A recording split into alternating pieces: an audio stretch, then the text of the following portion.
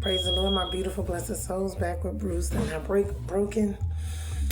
Here with Dueteronomy chapter 13. This chapter is so good. We are going to get into it. It has a lot going on. Okay, let me get started. If a prophet or a dreamer of dreams arises among you and gives you a sign or a wonder, and the sign or wonder that tells you comes to pass, and if he says, let us go after other gods, which you have not known, and let us serve them, you shall not listen to the words of that prophet or of that dreamer of dreams, for the Lord your God is testing you to know whether you love the Lord your God with all your heart and with all your soul.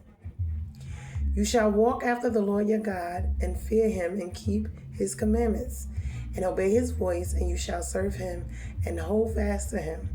But that prophet or that dreamer of dreams shall be put to death, because he has taught rebellion against the Lord your God, who brought you out of the land of Egypt and redeemed you out of the house of slavery, to make you leave the way in which the Lord your God commanded you to walk.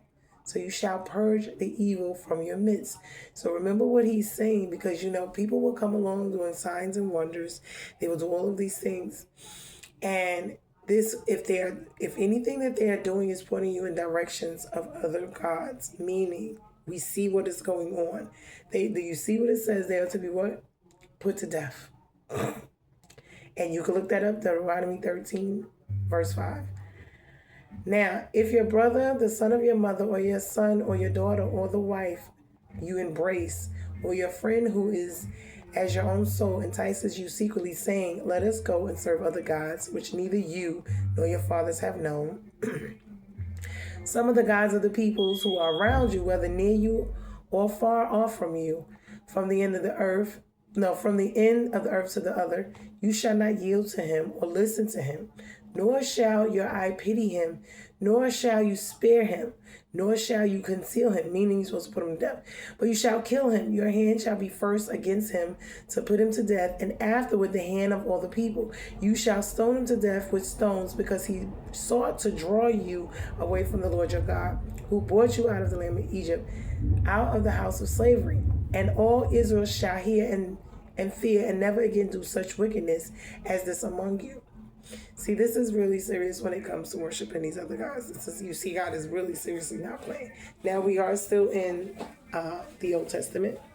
A lot does change when we get to the New Testament. That's why I wanted to pause before I went into the New Testament, because I believe, I'm not sure if I think Dueteronomy might be one of the last books of the Old Testament. I'm not sure, but if you hear in one of your cities, which the Lord your God is giving you to dwell there, that the certain worthless fellows have gone out among you and have drawn away inhabitants of this city, saying, let us go and serve other gods which you have not known, then you shall inquire and make search and diligently, and behold, if it be true, certain that such abomination has been done among you, you shall surely put the inhabitants of that city to the sword, devoting it to destruction, all who are in it and its cattle with the edge of the sword. You shall gather all its spoil into the midst of its open square, and burn the city and all the spoil with fire, as a whole burnt offering to the Lord your God. It shall be a heap forever. It shall not be built again. None of the devoted things that stick to your hand, that the Lord may turn from the fierceness of his anger and show you mercy and have compassion on you and multiply you, as he swore to your fathers, if you obey the voice of your Lord your God, keeping all his commandments that I am commanding you today, and doing what is right in the sight of the Lord your God. So this chapter is serious when it comes to all of this worshiping of other gods. And like I said, most of the religions that are out now, this is what they're doing, because they're not outrightly telling you that you are worshiping other gods, but it is the deceit of it in itself, whether it's the sororities, whether it's the Catholicism, or the Reikis, the different ones that they have, the different, the yoga, the Buddha, the this one, that, the Hindu, whatever it is, you are not serving the one true God. So because you're not serving the one and true God, this is what brings your life upon curses, and this is what this is about. So when we look at the world itself and we see what is going on, we can understand why these things are going on. We see there's different religions popping up, different worshiping of other gods. There's so many different versions of it. It's just ridiculous. I wanted to do a survey and study, which I have yet to do. I was thinking about doing it to see how many different religions there are, because there's plenty and they're springing up everywhere all of the time. But when you look deep into its roots, you can see who's who and what's what. If you really choose and want to know, you will seek and knock and find. If not, then you would just sit and you'll, be blindly led by the blind, who is leading you astray. And as we see, God himself has said these things because he knows that they will come. They will be wolves in sheep's clothing, meaning you're the sheep, he's the shepherd, that bring you away from him. You're a sheep out in ravenous wolves by yourself, unprotected, when you are out there dabbling in these things. Why? Because God specifically warned you not to. And the reason he warned you not to is for your own protection of your own self, your own family, your own blessings and curses. Why? Because God does not want you getting entrapped in these things, because they are evil. Everything about them is evil. You see what I'm saying? And they have no degrees and levels, as you can see, when it comes to clean things and unclean things, and what they practice is of rituals of killing children and drinking blood. That's unclean things. They eat flesh, they eat feces and urine, all these type of nasty things, that they sleep with the dead and have sex with them and orgies. This is what this uncleanness is about. God wants you to be holy and clean, meaning away from those type of things, because they are so disgusting. They are so devout. And this is what their religions require of you to do. And then on top of that, when you understand what that brings about in your life, the defilement on yourself, just getting involved with these things, because it brings upon you the curses. They're never satisfied with whatever it is that you're doing, because it's always going to be a more situation. They will have you sacrifice your own children. They will have you do certain things. And this is what God is forbidding. Why? Because in order for them to be satisfied, these demons, they're never satisfied. And when you see people who are never satisfied, where they always have an issue, a problem, a want, or something, and their souls are never, and most of the people here are miserable. I don't know if you've seen the thing I put up earlier where there's a cycle of misery. This is what we have going on in this world. And it is a curse, because your life is not supposed to be full with tragedy and misery all the time. People go through times where they go through things. Yes, even Job himself went through a time in his period of his life where he went through trials and tribulations. But God doesn't tell you to have a life of misery. When you see you have a life of misery, that's a problem. Because everyone has a season, and your season's supposed to change. You will have winter when it's bitter and cold, when nothing's growing and nothing's happening. So you think, then you have spring and summer and fall. This is what that's about. The changing of the seasons, the times in your life where new cycles appear and old ones die out. And if you're not seeing that, when it's always a cycle and a pattern of tragedy, of misery, of depression, of all, something is not right. Your life is not supposed to be full of tragedy. God gives you trials and tribulations, yes, but you also have times of rest. You also have every season. There's a new turning where things are going to be different. So you're not supposed to stay there. And this is what we need to understand. Job had a season where things went wrong in his life, not a lifetime of it. Pay attention. That lets you know that there's more going on in your life. One, that there's curses somewhere. Two, disobedience.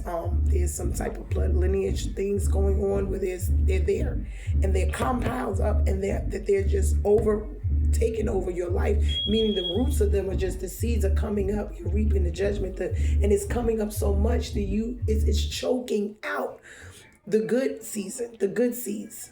The wheat, the tare. Pay attention. So Moses is still upon that necessary subject concerning the peril of idolatry. In the close of the foreign chapter, he had cautioned them against the peril that might arise from the predecessors of the Canaanites. Why? Because they lived around people who still practice these things.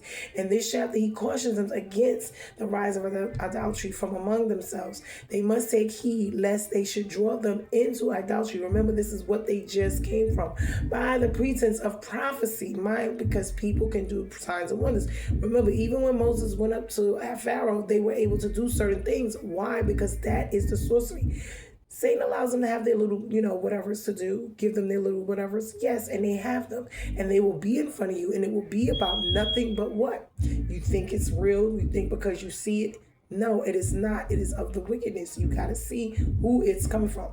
By the pretense of friendship and relation, by the pretense of numbers. But in all these cases, temptation must be resolutely resisted and the tempters punished and cut off, because God is specific about what you are to do. Put them to death, destroy, kill them, burn their cities and towns down. He says, take no prisoners, have no pity upon them, destroy it all, everything in it, and leave it desolate. Why? Because this is what he tells us to do.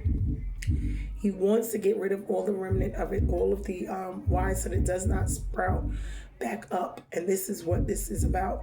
Now remember, they're going to be living around people who does these things. They just came out of these things. This is why when you yourself are trying to live a different life and do things differently, being around the same people, places, and things is not going to help you, because they will draw you back slowly into that lifestyle. That's why you have to stay away from them and you have to move forward. This is why God requires you in each season to let go of some things and to move forward in others. And when you see that God is trying to take these things away, it'll either be from situations going on, in your life that is trying to, it's always something going on. It will be detrimental to your spirit, detrimental to your relationship with God. Then you will see that God is showing you that maybe it's time for you to leave, to move, to get away from these people, to do other things, whatever it is, to get rid of these people, places, and things. And God will show you. I don't know if you've seen the Life is Spiritual video I put up when it was talking about misery, the cycle of misery. And when we see the cycle of misery in people, places, and things, we understand that that's all they know. And because that's all they know, they want to do that with you. They want you, they want to involve you, draw you into that. And you can't allow that, because that's not what God has for you in your life. And I tell people, I'm, the light I'm supposed to be. You're not going to drain me, my spiritual, no. When I'm dealing with people, places, and things, and I see that is becoming a problem.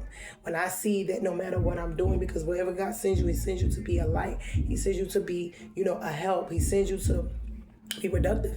But if that is not the case when you get there, if they reject you because they like misery, they like to have drama and issues and problems, and this is the cycle of their lives, they know nothing else and they enjoy it, they look for it, they want it everywhere they go, and they produce it everywhere, and they draw people. You have to get away from it.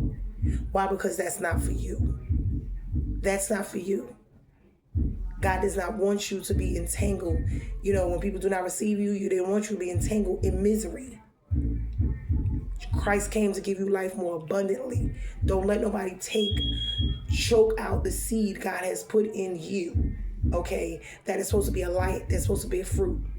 And when you see that, God tells us, when we go places and they do not accept you, they reject you in every sense, you leave. You wipe the dust off your feet and you leave. Why? Because you don't have to go there to be a blessing. Once they reject you, if they reject the blessing, they reject the fact that you're there, they reject the fact that you came to help, you came to be. When that is a problem, you do not force it. You do not force yourself upon any people, place, or thing. You quietly just leave it alone, and you wipe the dust off your feet, because Christ said it, he could not perform miracles even in his own town, around his own people. Why? Because they did not accept him. They rejected him. And they said most times you will be rejected in the places that you are from, around the people. Those are your household enemies. Remember, you have household enemies, you have monitoring spirits, you have familiar spirits. All of these are the ones who are monitoring your life, watching you, and always, trying to be involved in some type of way and giving you negativity, giving you misery, throwing it at you all the time because you're the one shining the light. You're walking around, you have the light of God in you. God is healing you. He's illuminating you. You're supposed to be drawing them into you so that you can, help them with their stuff. But if they do not see it as that, you move on. You stop it. You cut it off. You don't know. You move forward. Do not cast your pearls before swine. They do not realize that there's something different, and it's not to harm or hurt. It's to help. You don't. You just move forward. You move forward. You dust your feet off, and you do not force them to accept the blessing, the gifting that God has given you. And you just move forward. You let them miss out on whatever it is that you came to do, because God allows you to meet people, places, things. You're never anywhere by accident. And I tell people, I am a blessing. I come to be a blessing. But if that is not what you want, and if that's not what then I will go ahead. I'm not forcing anything. I'm not. Dueteronomy 13 is one of the most intense, protective, spiritually discerning chapters in the Torah. If Deuteronomy 12 was about pure worship, Deuteronomy 13 is about protecting the lineage from deception, from mixture, and spiritual infiltration. This is how your life gets choked out. When they talk about the seeds that are being sown, and what happens to them, the crow or whatever raven came and snatched one up. The other one was scorched by the sun. The other one, a lot went down, but it didn't go further enough, and it was only surface level. And the other one was snatched out by the thorns. It was choked out by the issues of life. So whatever it is God is trying to sow into your life, this is what is going on in your life. There's some who's going to come and snatch it out. There's some who's going to come and the sun will burn it. These different things, when you pay attention, the thorns that get choked out is what? The seed went down, but because of life issues, it choked it out of them. It stopped them from being a believer. It stopped them from continuing on in life with Christ. From the seed getting and growing inside of their hearts, so then to produce the fruit. This is what this is about. That's why it says unless the seed goes in the ground and dies, it will never produce. It will never bear fruit, because you have to die to who you were, to your old self, and become someone new. So when it's looking like this is what we're talking about. So now when you see this is infiltration. This is the way you will be distracted. This is the way the enemy will come at you with people, places, and things. They will start out small, minute things. It will be sometimes in the natural, but it starts, remember, always in the spiritual. The chapter Moses is teaching is how to recognize false spiritual influences, how to guard covenant identity, how to protect future generations from seduction, disguised as spirituality, meaning how not to be tricked into loving other gods or going back into this bondage that God had already taken them out of. I shaped this in, let me see, a structured generational summary. The chapter in one sentence: God commands Israel to reject and remove any prophet, any dreamer, that preachers, prophets, all of these, remember, family member or community that tries to lead them into idolatry, meaning worshiping other gods, because spiritual deception threatens the entire lineage. The narrative flow is clear and sequential. It false prophets and dreamers. We see this right now. When we read our Bible and we see what's being preached and taught, we see and we understand. I just put up one about tithing. It wasn't a video of mine. They was discussing tithing, because that's always been a main issue. When we look at what is going on in the world and we see how people pick out certain scriptures to suit and fit their own personal needs because it is beneficial to them. God said, do not take anything out, add any to it. Do not. You leave the word the way it is. You preach and teach it how he has it. Why? Because you sitting here and you're doing certain things to benefit and profit off of it. Remember, when Christ came and they were benefiting, they were, making money, he flipped over the tables and he got rid. Why? Because they made it, instead of a house of prayer, a den of what? Thieves. Why? There was money being exchanged. The money was more important. They didn't care about anything else. And this is the problem. based off of religionism. Remember, they was inside of the temple when they were doing these things out of great disrespect and disregard to God and his house. And it was all about money. They was looking the other way, doing other things, allowing whatever as the ritualistic practice because they were getting paid for it. Even if a prophet, he talking about how he was profiting, I guess this is what this is. So Moses warns, even if a prophet performs signs and wonders, because we think signs and wonders is all ends all be all. Remember, when Moses went to Pharaoh and the staff with the serpents, they were able to perform those things. So be careful. Do not be looking for signs and these wonders, because just because you see them perform signs and wonders, the wicked ones know how to do that too. This is where the divination and all of this comes in at. It is there to specifically to fool you.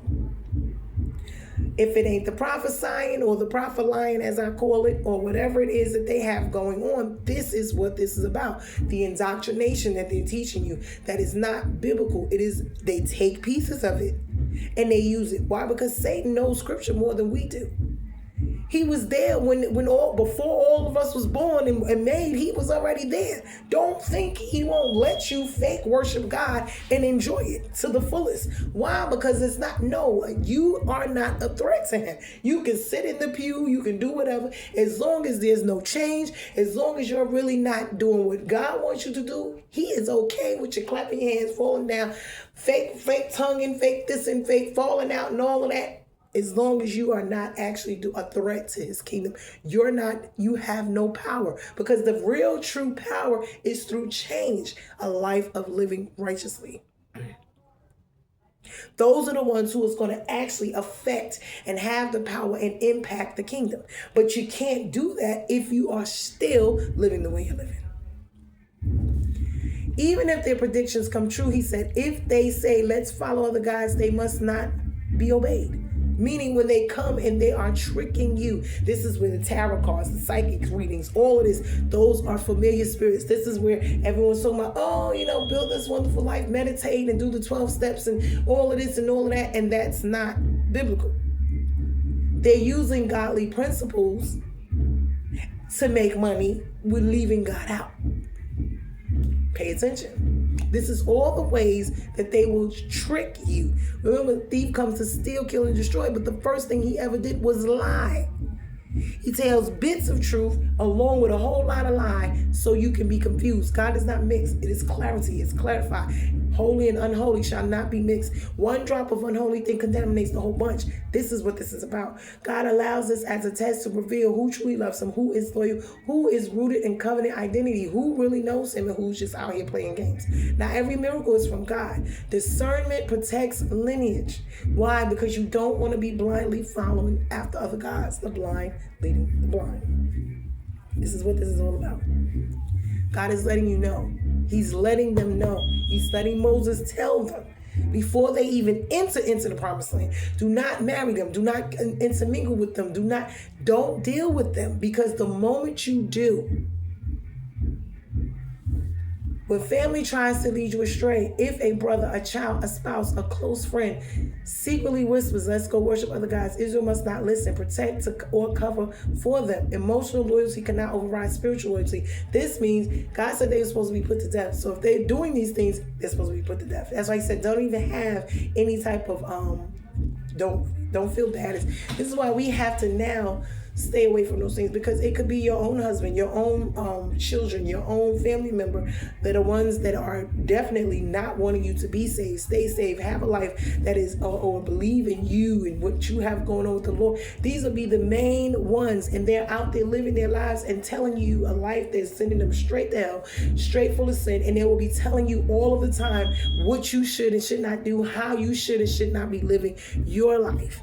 And whether they are successful at life or not, you cannot listen to what they say. This is what God is trying to tell us.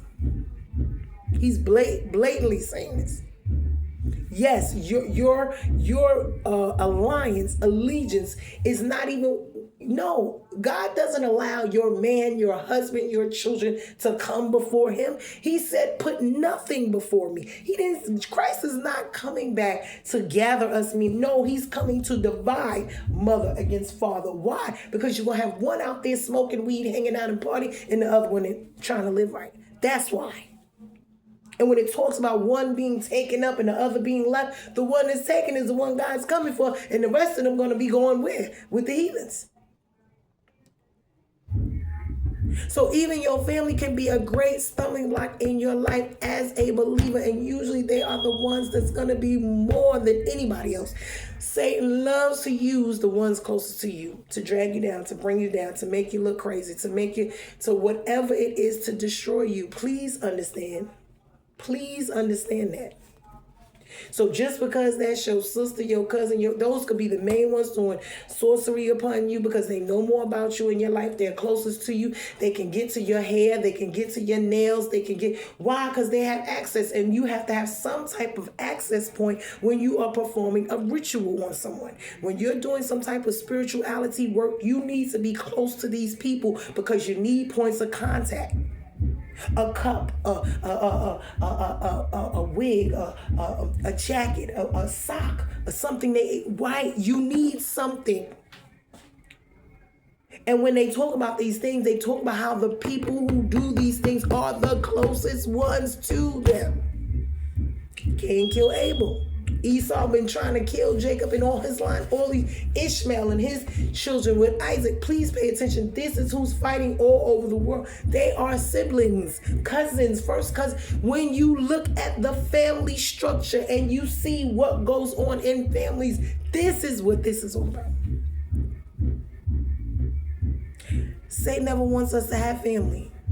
He took us from God, had us not took us from God. He tricked the angels, 30 angels in heaven, against God. Don't think Satan is stupid. He's not.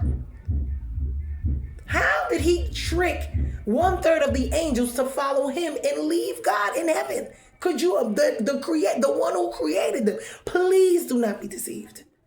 He is very cunning. He will come with these nice words, and just like a man that approaches a woman, or a woman approaches a man so wonderfully seductive. Oh, I love you. I this and I. Right.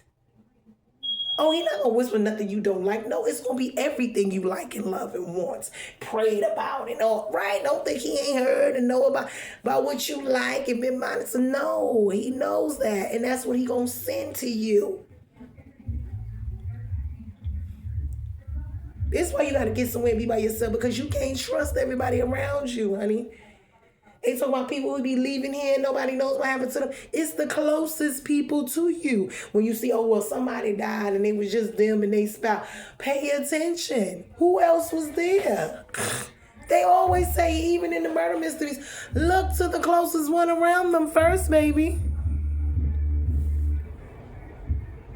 They go out. They start in. Who's closest to them, know their movements, know their regular schedules, and move outward. That's for a reason. It's always someone close to you that wants your downfall, plotting, or it could be your mama, your sister, your cousin, your brother, your best friend, your own child. Please understand, Satan will use every last one of them. If they already have something in their heart for you and they hate you and can't stand you, you have not even did nothing to them, but they will hate you your entire life. Why? That's just in them.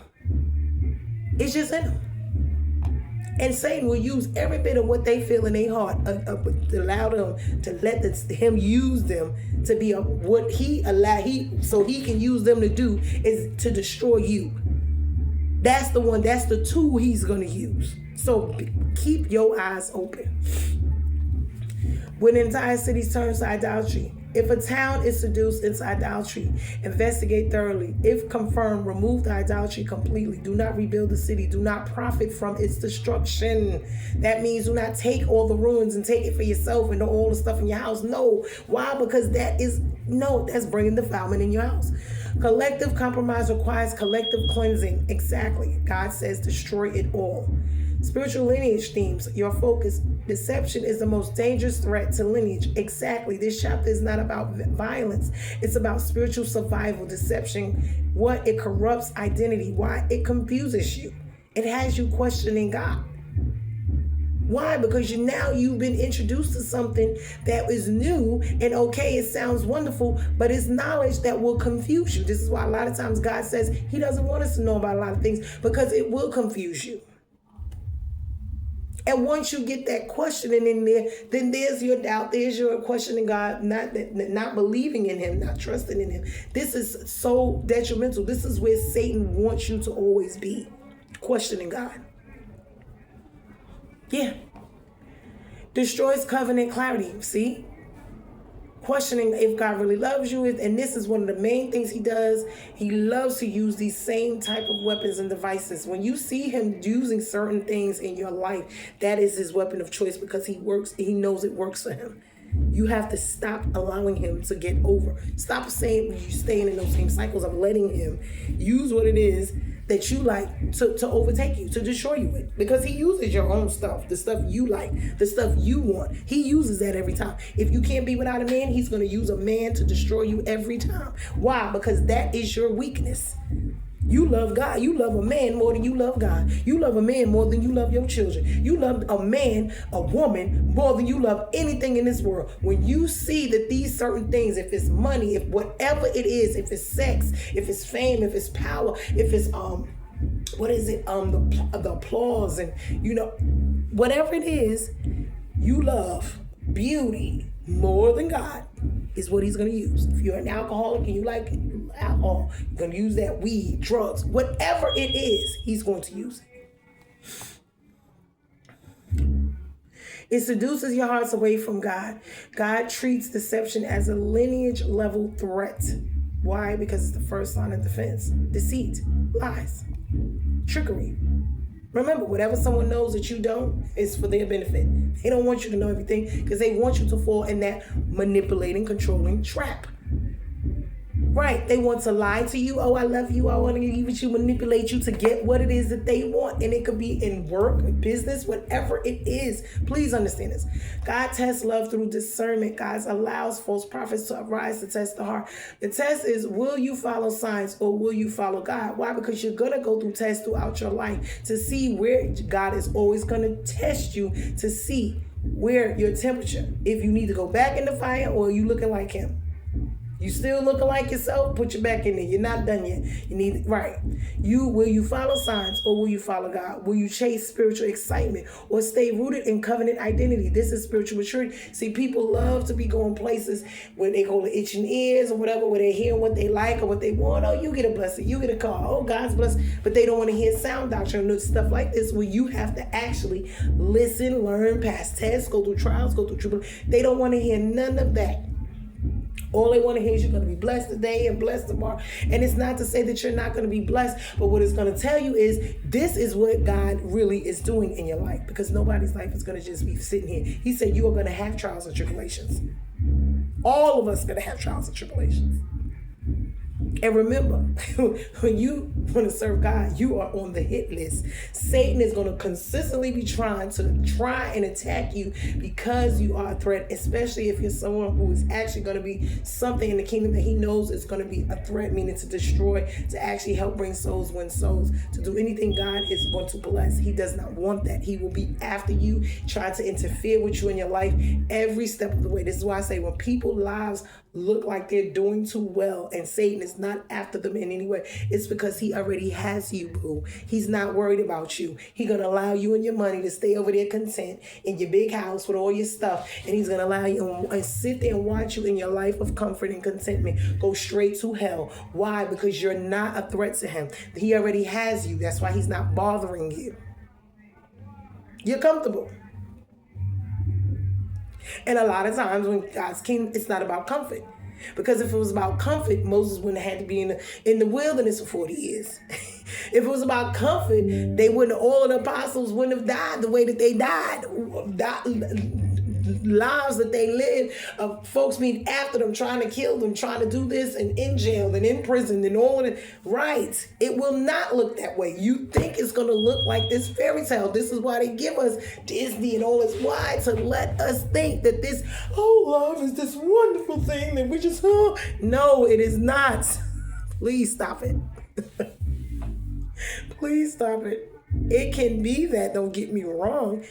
when God is in it, because he will allow, no matter what is going on, for the contentment to be there for certain. But when you are out of that will and you're over there, it's gonna be like you see the Love and Hip Hops, the Housewives. It's gonna be all filled with this drama and this up and down and this all around and these cycles of like it's just unhealthy and dysfunctional, and people get used to the cycle of misery and trauma. They love it. They cleave to it like their last breath. They don't know nothing else but that. They can't be happy no matter what God gave them. They would never be happy and content with it. They would always want something else. They would always want something more. It would never be a situation where, oh, I'm good, I'm happy, I'm thankful to God for what I have. Like, you can just sit there and be, you don't have to have everything, but you're happy, you're content, you're in peace, you have joy. Why? Because you can sleep at night. You may not have everything you want, but life is good. But you see people who are running around and they are so miserable because their souls cannot rest, have no peace. Every situation, every circumstance, they running from man to man, job to job, boy to boy, place to place, thing to thing. They just can't. Going back to school, doing this, doing that. They running, thinking they get somewhere and not getting anywhere. This is the whole point of the rat race. The hamster wheel. I keep telling people, you're running, and the wheel is turning, but you're in place. So God has it, right? So you will follow signs, pay attention, don't be doing all that. You will follow God. You will chase spiritual excitement or stay rooted in covenant identity. This is spiritual maturity, knowing the difference. Emotional loyalty cannot override covenantal loyalty, no matter how much your emotions that are so fickle. Oh, I love this one and I love that one. And honey, those will be the same ones that will be used to destroy you because of those emotions. You must learn to regulate your emotions. That's what self-control is all about. If people cannot abstain from sex, you have no self-control. I am sorry.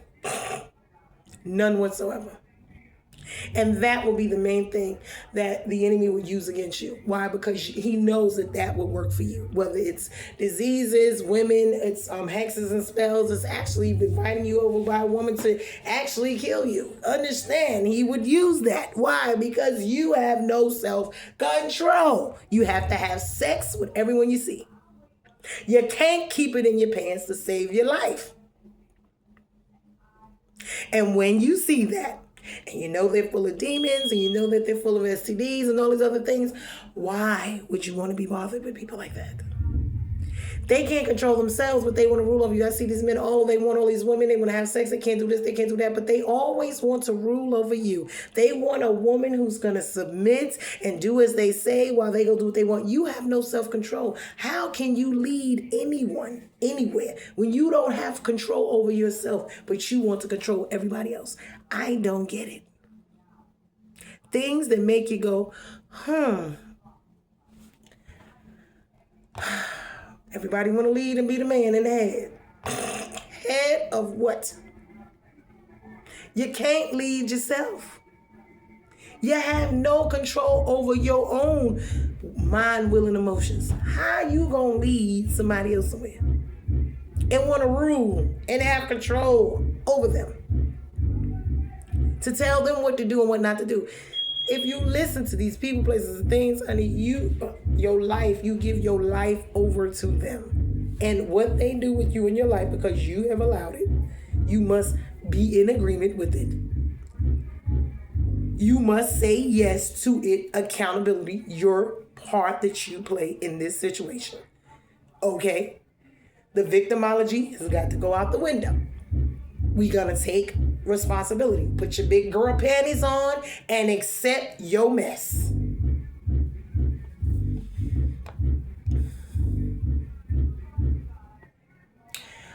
Emotional loyalty cannot override covenant loyalty. This is what family can be a source of spiritual drift. This is one of the hardest truths. Love must be ordered. Covenant identity comes before emotional attachment. Exactly. This is about protecting the lineage, not rejecting loved ones. This is what this is about. Why? Because you see all the love songs and all of this, and everyone can't get rid of not even the music because they so emotionally charged. And once you get to a place to where you are regulating your emotions, why? Because you see whatever is going on and do not allow it to affect you. Why? Because this is what you are charged to do.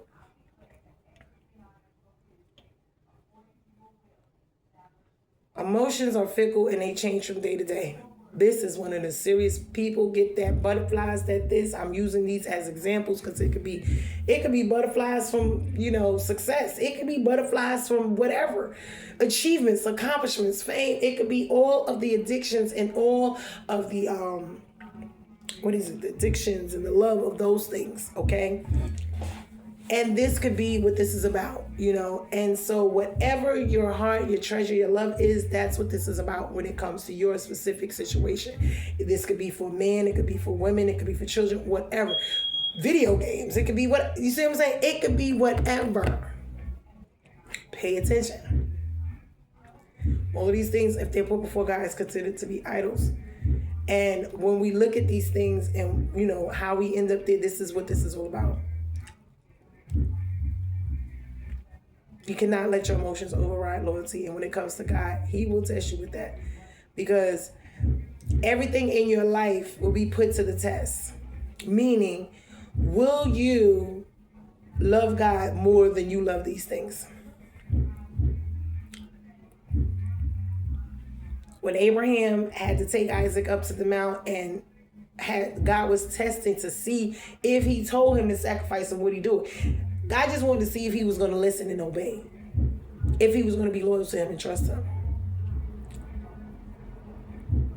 And sometimes it's going to be like that. It's going to be the very thing that you hold dear, the very thing that you don't want to give up, the very thing you love more than anything. And God will say, I want you to sacrifice that. I want you to give that up. Give that to me. It's that or it's me. Can you do it? Are you willing to do it? If it's money, okay, you love me, give up all your fame. Stop singing, stop music, stop doing all of that. And come over here and be with me. Now, if you do it, God can let you take all of that and he can use the music and all of that for his, what he wants you to use it for. But he just wants to see if you're willing to do it. A lot of people are not. Was it Nicodemus in the Bible? Which one of them it was? And they was like, how are you supposed to be loved to be saved and everything? How are you supposed to be born again? And he was like, oh, well, you give up everything, come after me, and go sell everything, all your riches. And he couldn't do it. He couldn't do it because he loved it too much. He loved it too much. He wasn't willing to give it up. Community, purity, protection, generational destiny. A whole city turning to idolatry threatens national identity, generational inheritance, spiritual clarity. God requires decisive action to protect the future. Now we look at what we see and we see what we see, whether it's the music, whether it's this, in every aspect of this world, we see where the idolatry is. We see where the worshiping of other gods, people, places, and things are, where it's heavily. It doesn't matter if it's on we just manipulating and controlling line era A stage, or if it's the real where we're doing magic and magician, meaning sorcery, because we're sacrificing and worshiping to these guys who's empowering us through these demons or whatever, to have whatever it is that we are having and doing. And because of that, we're able to have certain things and do certain things and have control. And this is what they want you to do. So when we look at the cities and the major ones, they have so much sorcery, so much wickedness, so much bloodshed. Why? It is for a reason. Those are over principalities and powers. Those are rulers that are in high places, meaning, and they have low-level demons that rule, and they require and demand innocent bloodshed. And this is why you see the gangs and the this and those areas are dirtier and they're impoverished and there's sickness and disease. That is by design. That is the spell that is over that area. Whoever's controlling those rankings in those areas is controlling that area. Why? Because those demons need to be fed. And bloodshed is the way. No, they don't care who, all of you. Why? Because this is how they are empowered. You see infestation of bugs like roaches, all of those things are, when you look them up, signs of curses. infestations of bed bugs, infestations, those are signs of curses. What do you think the Egyptians went through with the gnats and all? Those were signs of curses to who? The gods they worshipped up under those. Yeah, those were the deities, the different ones that they worship. And God was specifically attacking those gods with the plagues that he sent them. Look this up. Pay attention. So when you live in a place and it's mice and it's roaches and all, that area is infested by design. Those principalities and powers have rule, and that's what they want, because that's the clean and unclean thing. Those are the curses that come along with it. Sickness, disease, poverty, untimely deaths, folks dying off young. You have a lot of violence, a lot of thefts, a lot of killings, a lot of drug dealing, a lot of drug addiction, bondage in the spirit and natural realms. Bondage, chains, yoke, shackles. You can only go but so far in life. No one ever gets out the ghetto. One of them might make it. This is design. Your mental, emotional, physical, financial, and spiritual well-being up under a curse where you do not prosper. Why? Idolatry. They have legal rights to reign in those areas because that is being practiced when you're worshiping other gods. Certain curses come with certain disobediences come with certain curses. And when you look that up, you'll see for yourself, they're tied to different sicknesses. They're tied to different, whether it's poverty or, never get married, and different certain curses, certain disobediences. Yes, look them up for yourself. You would find that out. So community, purity, protection, generational destiny. This is why people like to move and live places when none of this is going on, so that they can flourish and be blessed while they're outside of where the curse, the hex, the spell is over. It's residing like a cloud over that area. Right. Idolatry is not just worship, it's influence. So when we get into this, idolatry equals anything that pulls you away from God, reshapes your identity, seduces your loyalty, distorts your purpose. This chapter is about spiritual influences, not statues. So when we look at these things, okay, because we done went from the generational and the destiny because of the community, right? So we talk about community being nothing. Community means everything. And what is going on in the community means it because remember, one person can't live there, and what's going on, whether it's your household, it not affect others. If drugs is being sold in that area and there's a lot of killing going on, guess what? It affects everybody. It's not just that one person. That whole community is affected. Why? Their people are on drugs. Then on top of that, there's killings, the shootings, the this, the that. Right. So it brings that amongst the community. It's not just that one individual place that people know, the community.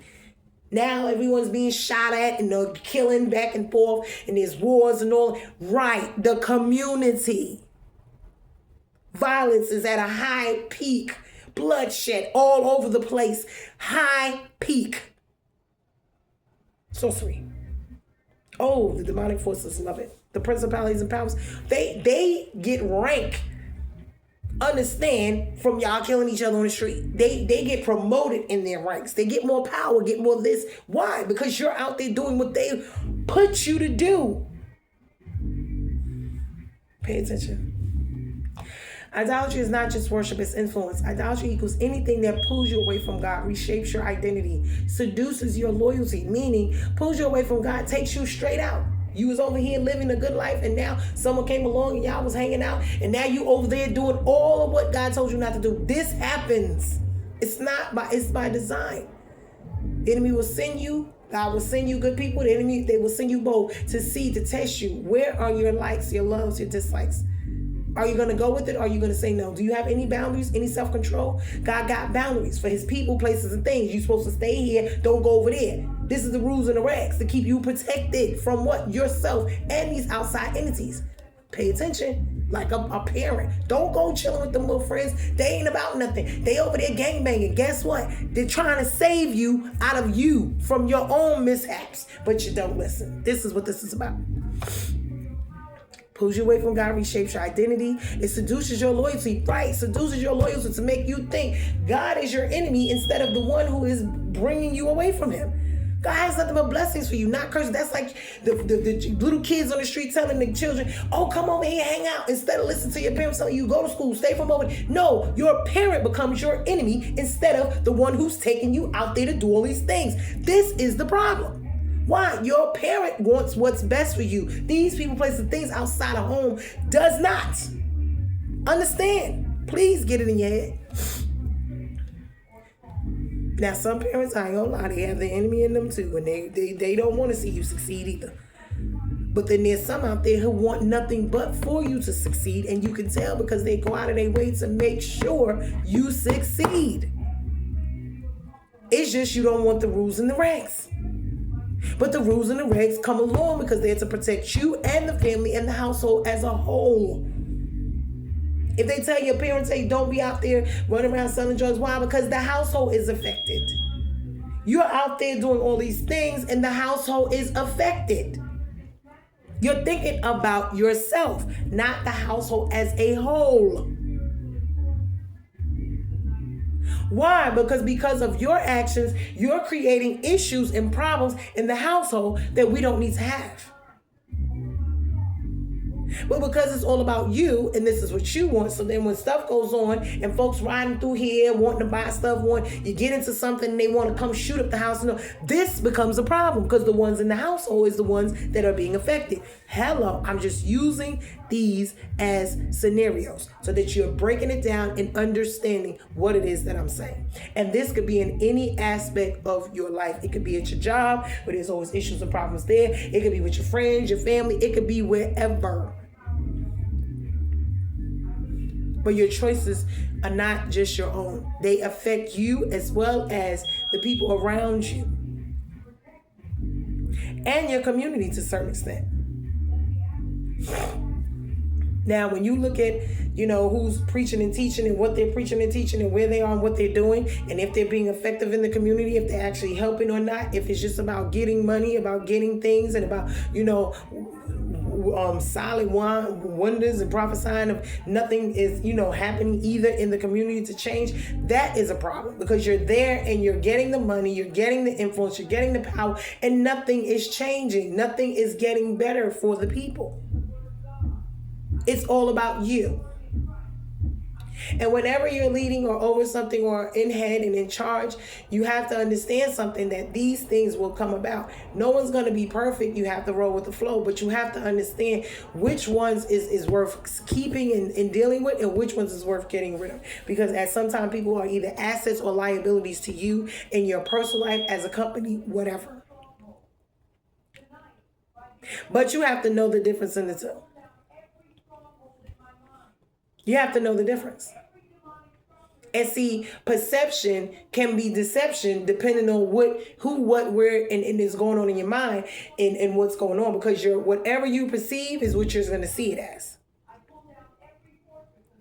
Now, how the situation really is, as opposed to your perception of it, can be two different things. That's why I was asking myself, am I bugging when it comes to certain things? Is it just me? Am I seeing it the wrong way? I ask myself, maybe, when it comes to people, places, things, I always make sure that I give myself more than one reference point of dealing with people, places, and things, so that I really understand and know that, this is not just me if I'm having an issue or problem or something rubs me the wrong way or my spirit senses something. And I'm like, is it just me? Am I looking at it wrong? Because it could be. Maybe the enemy wants me to see it a certain way so that I can feel a certain way, react and do certain things a certain way. Why? To be destroying me. Or I can, always look at every angle before I come to a conclusion as to what's going on. It could be good, bad, ugly. It could be someone going through something. Maybe they, maybe I said it did something that I didn't know that rubbed them the wrong way. I don't know. Not even intentionally, because you see what I'm saying? You could just be living your life and people have this perception of you, but they don't know you. So they just have a perception of who you are. So whatever their perception is how they'll treat you. That becomes an issue, depending on what lens they're seeing you out. That's why in the Bible it talks about rejection being a spirit, rejection being, something that a tool that the enemy uses against people. When it comes to veils and cloaks, the veil that is covering them, because there's spirits out there that they cast spells on you. Not the spirit, but there's people that cast spells on you. Or you'll be born into it, where you have a line of rejection, where no matter what you do, people don't see you. They see the evil wicked. They don't see anything good, anything of value. And because of that, I think I did a whole video on that, and they took it down. And I think it was because it was really impactful, because I really did a lot on the cloaks and the veils, because a veil is supposed to cover, but it's to keep you hidden from others and others hidden from you. But in certain situations, you don't want to be hidden. And in certain situations, you do. So it just depends on what's going on. Because if you're hidden in times when it's time for elevation, promotion, for people to see you well, that is a hindrance to your life. But if you're being, noticed when it comes to only negative things, then that would also cause you a lot of issues and problems in your life, because then now rejection is following you everywhere, and no matter what you do, people are perceiving you to be something that you're not, and it causes you to lose out on opportunities and great things in your life.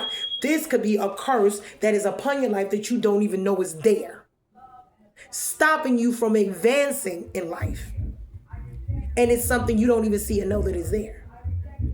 So when you look at these things, you have to pay attention, like I keep saying, from a spiritual eye. Because whatever's going on in the natural is already been going on in the spiritual. This is where your warfare starts, and you have to fight against it spiritually to see change in the natural. Know which battles and which ones is which ones are yours, which one is God's. Know which ones he wants you to fight, which ones is whatever. It's testing, it's training, it's all these things. Remember that. Idolatry is not, that's why you can see it happening over and over again in your life. Wherever you go, you are the problem. And you got to understand, sometimes it's you, sometimes it's not you. But then a lot of times when you are a person who has integrity and you're working with the spirit, your spirit will automatically irritate their demons. You don't have to do anything to them, but they will have a problem with you. The rejection, the veil, this is what this is about. And it's used by the enemy to hold you back in life, to keep you down, to keep you as an issue, to keep you as a problem, when there really is none. It's the perception of the person. But when their heart is already evil and wicked towards you, this will be the outcome, because they already have an art which you don't even know about. This is why there's no pleasing certain people. When you see you cannot please people or whatever it is you're doing, stop. Don't even try anymore. Because that's them, that's the way they are. They're perceiving you, the enemy's using them, whatever's going on, allow them to be the way that they are, and you roll on. You do what you need to do, and you roll on. Because nobody's going to sit here. My job in life is not to please people. There's no pleasing people. People will always have issues and problems. They will always. You will never please anyone. Not completely, not fully, no. There will always be an issue and problem, especially for miserable people. People who are just naturally never satisfied. So idolatry is not just worship, it's influence. And the type of influence, remember, anything that pulls you away from God, that's one. Anything that shapes your identity, changes who you are. Because this is what they want you to do. Change who you are for them, to suit them, what they are. They want you to be like them. No, I am who I am. I'm not changing to meet you and what you want me to be. God gives me free will. I don't have to. If I'm not, only one I'm going to consort and change for is God. I don't have to change for anybody else. Especially if it's going to interfere with me and my relationship with God. This is what this is about. But see, these people, this is how this world is. They want you to worship them and idolize them and adore them. This is what they want you to do.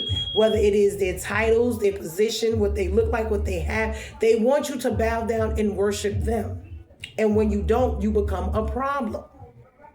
They want you to be and do everything just like them. And if it's not the way they do it, you're a problem.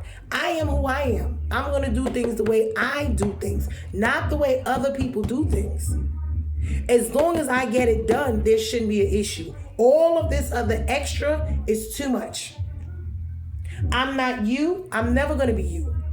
And I'm never going to do things the way that you do them. Only you can do that. So don't put that on me. When I'm doing stuff, I'm going to do things the way that I do them because I'm my own person. Because I am my own person, this is who I am. This is how I operate. Now, if it's something that I need to change as far as like, let's say we at work or we do, and there's policy procedure, of course. But I'm still my own person, and the way that I handle things and do things is different from the way that you do them. But see, everybody wants the control. They want to manipulate, control, master you, and force you to do things their way all of the time. This is the problem.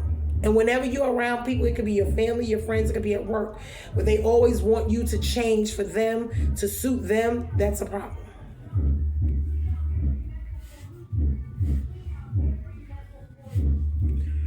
Now, seduces your loyalty, meaning wanting your loyalty to be to them instead of to God.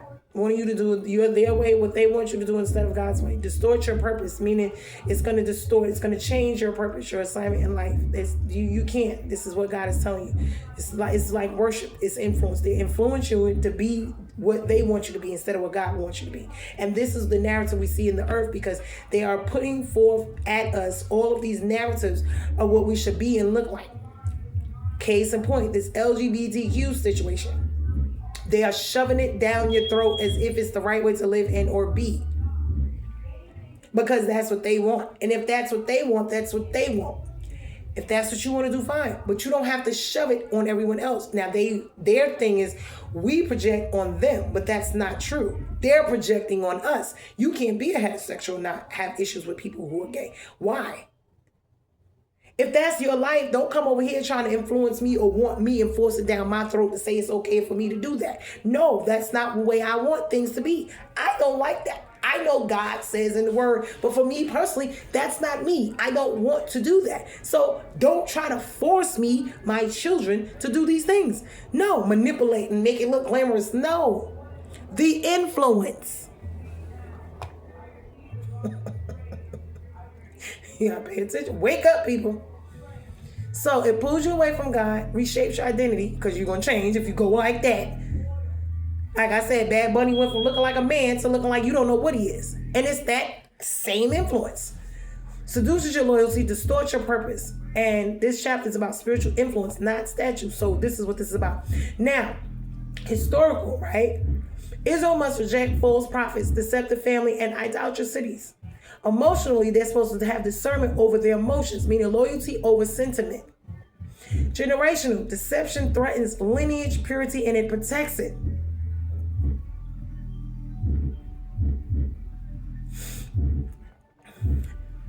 Okay, identity. Covenant loyalty defines who you are. So remember, with generational, the deception threatens lineage. Now, purity is going to protect it, meaning staying pure to God. That's what that's all about. That's why you have to reject it.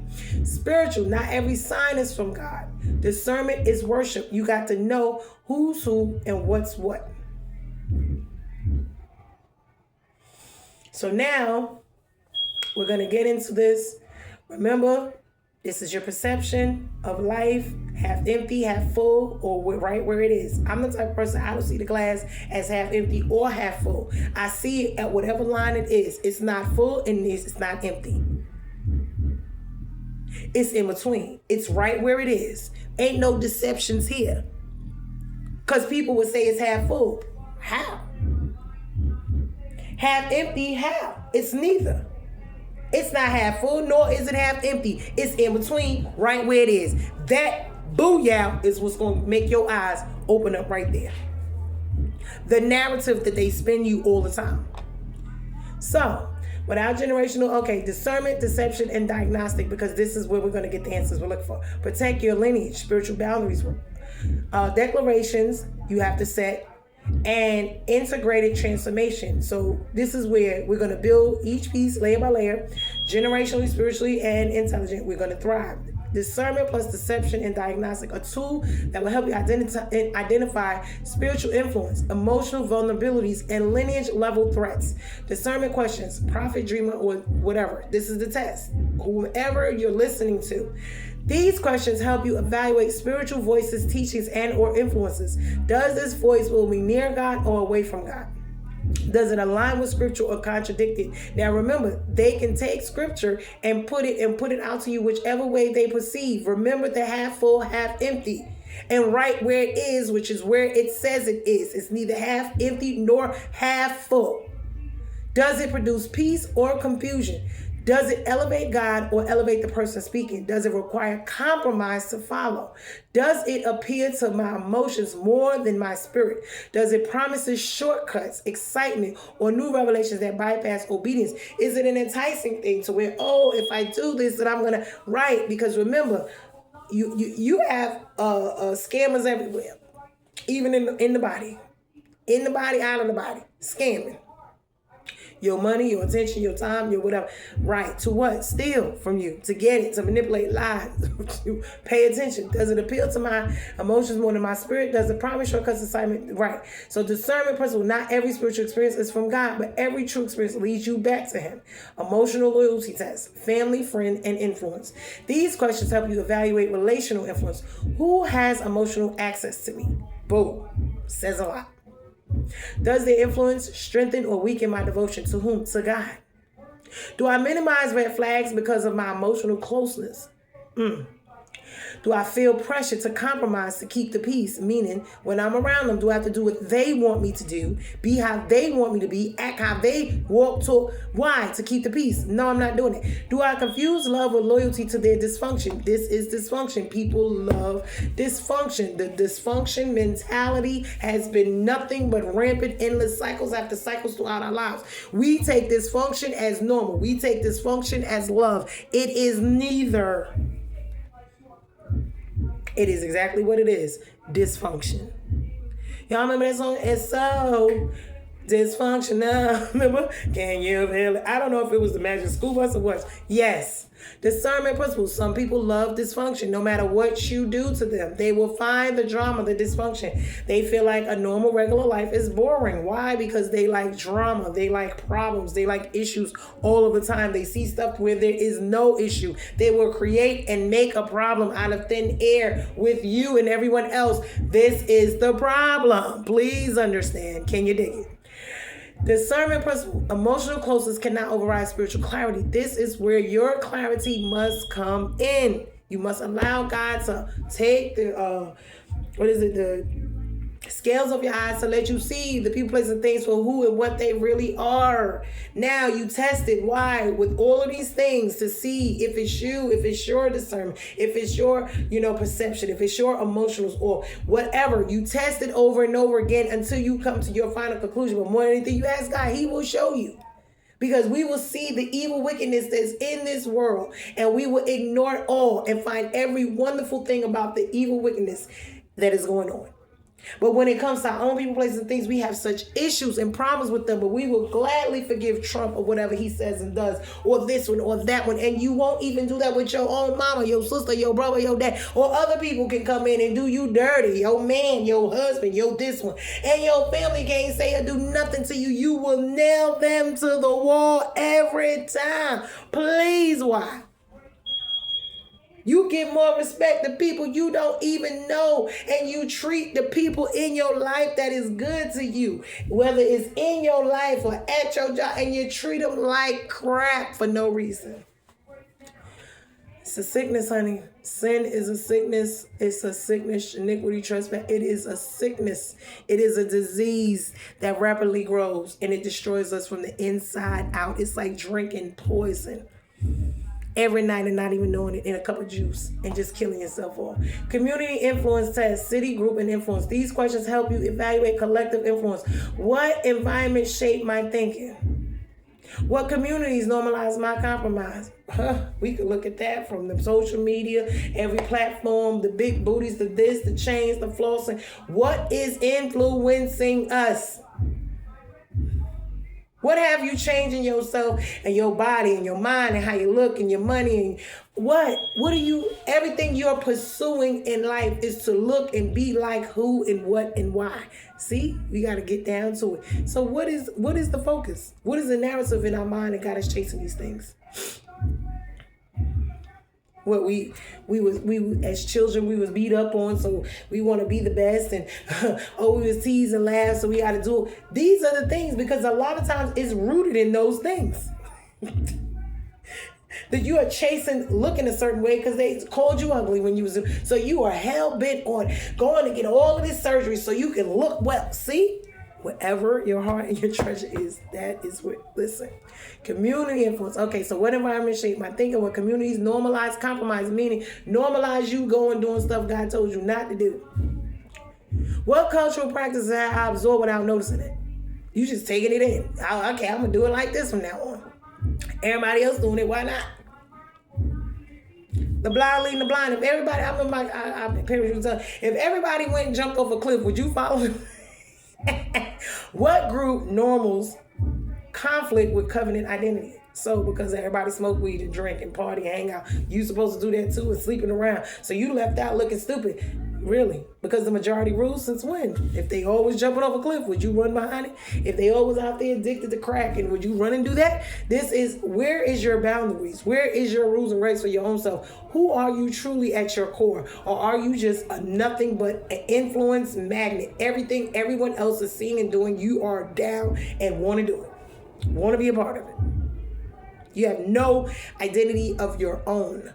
You are a mixture of everyone else and nothing of yourself. You don't even know who you are at the end of the day. If you just strip everything from you, everything you got, how you think, all of that, where would you be? Who would you find at the end of the day? Where are you really? Who are you really? Do you even know? So what community normalized becomes lineage inheritance, right? Because we pass these things on. What our children see becomes normal in our households. Because your mama got beat, everybody mama don't get beat. But because you think that, because that's what you grew up in, this is what this is about. We allowed it to become normal. So somebody you think they mama ain't got beat, you over there, you see them living happy and you mad because they happy and you're not. Well, that wasn't the norm that they grew up with. So now it's not them. Change your thinking. Go get you something that's not like that. Protect lineage and spiritual boundaries worksheet. A deep reflective tool for guarding your spiritual DNA. 1. Identify the sources of influence. Exactly. Who is influences? Who influences your decisions? What teachers shape my beliefs? What environment shape my habits? Remember, thoughts, whatever you think, they program you to think, become your habit, becomes your patterns and your cycles in your life, and you see them repeated. You and in your lineage. What environment shape my habits and what voices shape my identity? This becomes who you are. Now I tell people their positions in life, their titles is not who you are. Those are titles. That's it. They are a part of what you do. They are part of what you hold, but it's not who you are. Because those can change, come and go. Who you are is who you are with or without those titles.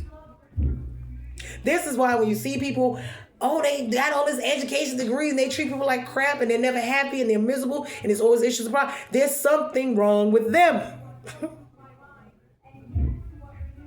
Because you are a person, a human being, no matter what, you still put on your pants a leg at a time like everybody else.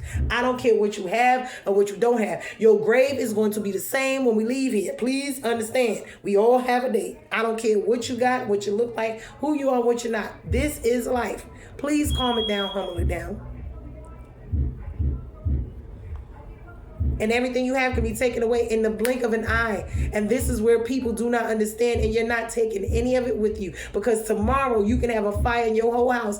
Everything burns down and you're left with nothing. This is what people do not understand. And this is where they go into this crazy mode. They go into out of panic mode. They don't understand. Trust me, I done been there and done that. I know all about having the White House, the picket fence with the kids, the 2.5 kids in the car and the this and the that, and it all fell apart. Please understand.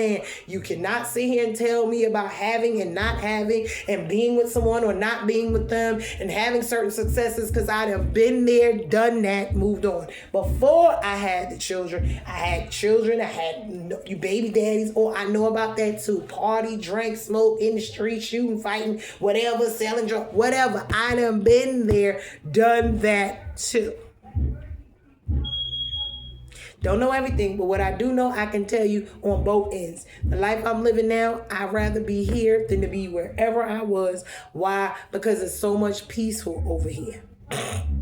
God has just stripped everything, and I thought I could not live without it. And now that I see that it's so much better on this side, I don't want to be nowhere else. And I thank you, Lord, because I didn't know it. He loved me, inspired me, and changed me, and never left me or forsake me. And because of that, I am here. Because if it wasn't for that, I wouldn't be here. in so many ways.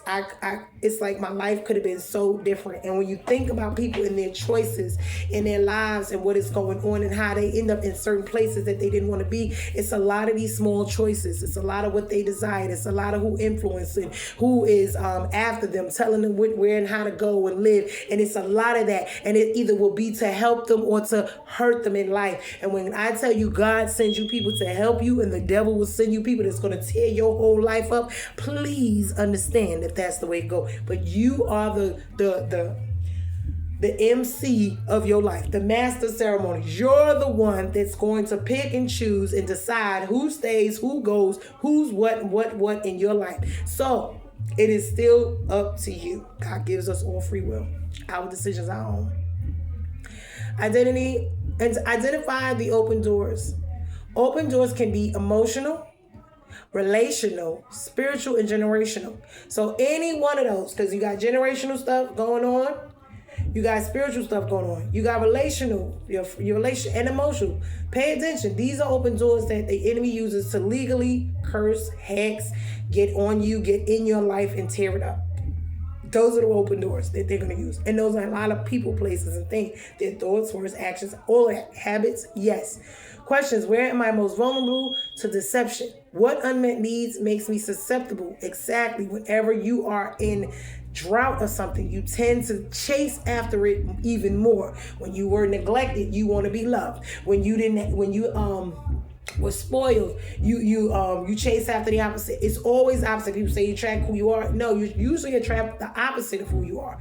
Why? Because usually opposites is what attracts, and that's what makes a spark and a charge. And you can look that up in Newton's law. Why? Because you cannot put a negative and a negative together thinking you're going to get a positive. You get a negative and you get a positive. Like I said, pay attention to this world and what they teach us, all of these cliches. Questions: where am I most vulnerable to deception? What unmet needs makes me susceptible? What patterns run in my family that open spiritual doors? These are the gateways, the open doors that allow the havoc, the drama, the dysfunction to continue on. But remember, it's your habit, it's your thoughts first. Either you agree with it or you disagree with the patterns in your life, or your thoughts. So it's your thoughts, they become habits. They become patterns and cycles. So either you're going to agree with them or you're going to disagree with them. But whatever you allow is what's going to be allowed. Identify the seduction. Seduction is anything that pulls your heart away from God. Questions: what promises feel attractive but are spiritually dangerous?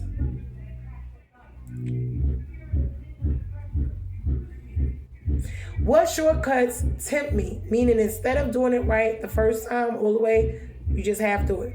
What new exciting spiritual ideas pull me off center? So things can be very attractive, deals, all of this. Oh, you just do this and you get the money, you just move it, you do this. But they can be very dangerous in every way, spiritually and naturally. You have to do your due diligence. What shortcuts will tempt you into saying, oh, well, I'm tired of doing this. Let me just go ahead and do this. See? What new exciting spiritual idea pull you off center? Anything new? Okay, establish boundaries. What boundaries protect my devotion? What relationship requires distance? What teachings must I reject? And what environments must I leave? These are all boundaries. Remember, devotion, distance, this is boundaries for relationships, teachings, and environment. Why? Because every environment is not good for you either. Some environments will drain you mentally, emotionally, physically, and spiritually. And even financially.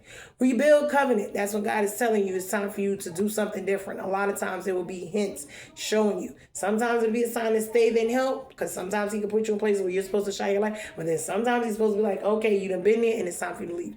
Rebuild covenant loyalty. What practices strengthen my devotion? What rhythms keep me aligned? What truths anchor my identity? And what must I teach the next generation? So you got to have practices that strengthen your devotion. Meaning in God. Your rhythms must be aligned. You keep certain alignments, like you worship, you praise, you have a relationship with God, you talk to him, throughout the day. What truths is going to anchor your identity? Meaning the truths. The truth of that's not good for you and that is. Not seeing the fantasy of, oh, I want it to be this way, or because I dream of it being this way, oh, it's this way. No, you can have the fantasy all in your head. Life is not a fairy tale. Please understand, as Fantasia said. Guess what? Understand something. No, the fantasy and the reality are two different things. And a lot of times we chase the fantasy more than the reality. The reality of it is this. The fantasy says that. This person is wonderful, and they can be. But at the end of the day, if that person is still right, then you have to see it, all of it, the good, the bad, and the ugly, for what it is. Deuteronomy 13 declarations said identity, purity, discernment, and lineage protection declarations. Identify declarations. I am rooted in covenant identity, not spiritual confusion. My loyalty belongs to God alone. I will not be swayed by signs and wonders or emotional pressures. Exactly. Discernment declarations. I discern the truth from deception with clarity and confidence. Right. My spirit recognizes God's voice and rejects all other counterfeits. I am not seduced by spiritual excitement or emotional manipulation. Do not. Lineage protection declarations. I protect my lineage from deception, mixture, and compromise. Why? It start out as deception. It gets you to mix it in, and then there's the compromise. What I reject today becomes my children's freedom tomorrow. Exactly. My obedience becomes generational protection, because whatever battles you're fighting, you're supposed to be clearing the path and the way for them not to. Now, if they choose to do that themselves, which I tell my kids, if I have already fought a battle, it's so that you don't have to. But if you choose to continue to fight that battle and you choose to choose wrongly, and you have to see that serpent and meet it for yourself, then that was on you. Why? Because that was your stupidity. You shouldn't be fighting battles I already fought for you.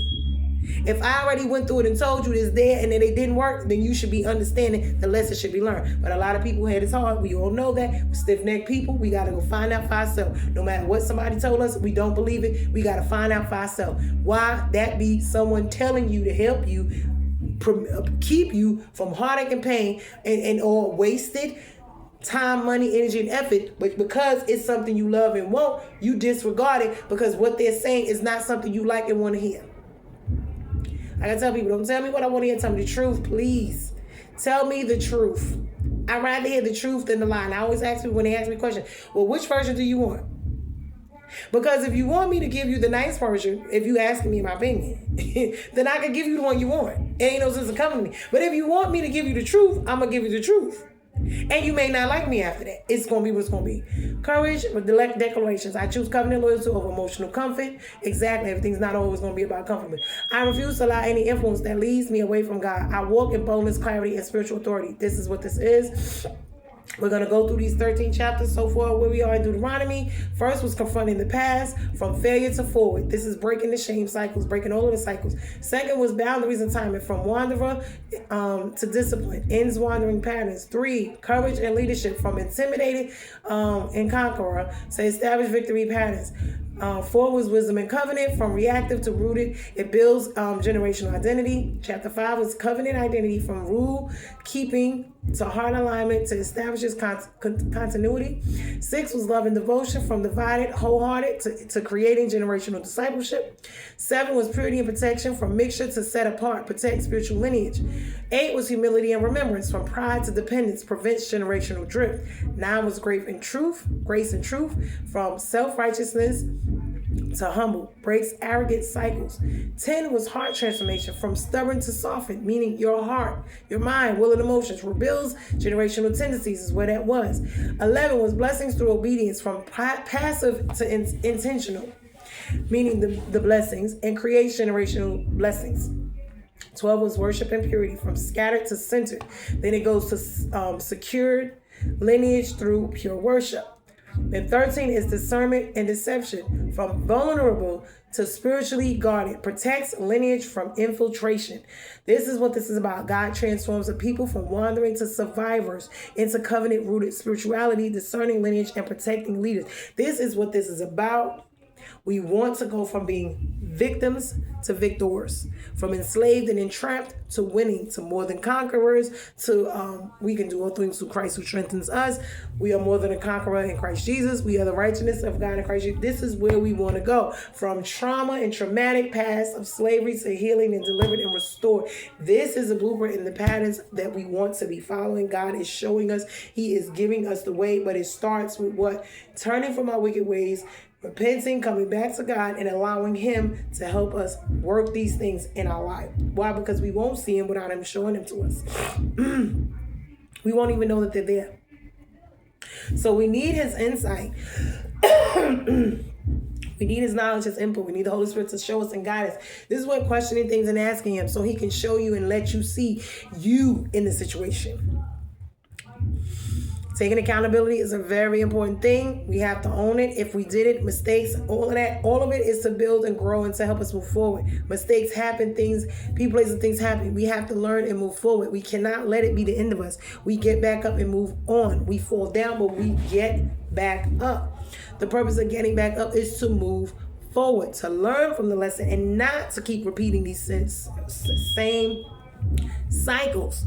Remember, you got to think different, to do different, to have better. You can't keep doing all the things you had and people and thinking you're going to have change. That is the definition of insanity, is continuing to do the same thing over and over again and expecting a different result.